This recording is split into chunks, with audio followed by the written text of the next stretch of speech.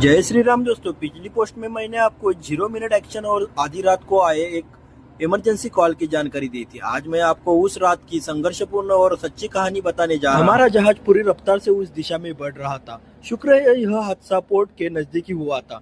हम रात 12 बजे पोर्ट से निकले थे और 2 घंटे में उस घटनास्थल पर पहुंच गए। कल्पना कीजिए अगर यह खुले समंदर में सैकड़ों मील दूर हुआ होता तो पहुंचने में कितना समय लगता। रात का घना अंधेरा था पर हमें बिना एक सेकंड बर्बाद किए अपनी मंजिल तक पहुंच। डेक पर बोसन और एबी भाइयों ने टोइंग केबल और रेस्क्यू उपकरण तैयार किए। यह सिर्फ एक ड्यूटी नहीं थी, यह जिंदगी बचाने का एक मिशन था। सुबह 2 बजे हम घटनास्थल पर पहुंचे। वह जहाज पूरी तरह से निष्क्रिय था। रात के अंधेरे में वह एक विशाल बेजान साया लग रहा था। तेज हवा और हिलते डुलते पानी में सबसे पहले हल्की हेविंग लाइन को सटीक फेंकना एक बहुत बड़ी चुनौती थी। यह लाइन ही भारी टोइंग केबल पास करने का जरिया बनती है। रात के इन घने अंधेरे में टोइंग केबल को सुरक्षित रूप से पकड़ना और बांधना एक बेहद कठिन और जोखिम भरा काम होता है। हमारे क्रू ने पूरी कुशलता और ताकत से हेविंग लाइन फेंकी।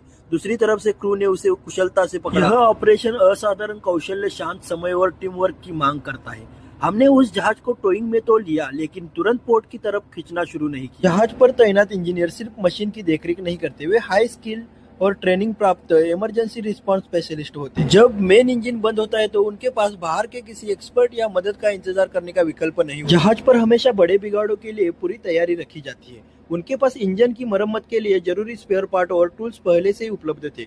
हमारी टोइंग ने उन्हें बस लहरों के खतरे से सुरक्षा दी ताकि वे शांति से अपना काम करते। अगले दिन दोपहर 4 बजे तक इंजीनियर्स के आत्मविश्वास और अथक मेहनत से मेन इंजन सफलतापूर्वक फिर से शुरू हो गया। इंजन चालू होते ही हमने टोइंग केबल छोड़ दी और उसके साथ साथ पोर्ट की तरफ सफर किया। जरा कल्पना कीजिए, सड़क पर गाड़ी खराब होने पर भी हमें किनारा मिल जाता है, लेकिन बीच समंदर में चारों ओर सिर्फ अथाह पानी, दूर दूर तक कोई इंसान नहीं। इस नियंत्रण खो चुके लोगों के मन में क्या गुजरती होगी। उन्हें उस वक्त सिर्फ मौत का डर और अपने परिवार को याद करने का अकेलापन महसूस होता होगा। हाँ, ऑफिसर एक संकट की गंभीरता को समझते हैं। यही वजह है कि हम अपना आराम छोड़कर 0 मिनट की तत्परता से काम करते हैं। हम सिर्फ मशीन नहीं चला रहे, हम किसी के परिवार को बचा रहे हैं। रात भर के परिश्रम के बाद और अगले दिन के एस्कॉर्टिंग के बाद हमने उस जहाज को सुरक्षित पोर्ट तक पहुंचाया। जहाज के लोगों की कृतज्ञता भरी सांसें और उनके चेहरों की राहत, यही हमारी सबसे बड़ी कमाई थी। अगली बार कोई पूछे मर्चेंट नेवी वालों मजे में हो तो उन्हें हाँ, हम मजे में है। जब हम अपनी जिम्मेदारी पूरी करके लोगों की जान बचाकर सुरक्षित उनको पोर्ट पे लेके आते हैं, वो सुकून और आनंद दुनिया की किसी भी मजे से ज्यादा बड़ा नहीं है। हमारी जिंदगी मजेदार नहीं बल्कि जिम्मेदार। बस यही खत्म होता है रेस्क्यू का ये सफर। आप सभी और मेरे पूरे शिप स्टाफ का दिल से धन्यवाद। थैंक यू कि आप हमेशा मेरी हिम्मत और हौसला बढ़ाते रहते हो। आपकी जिम्मेदारी आपकी ताकत है।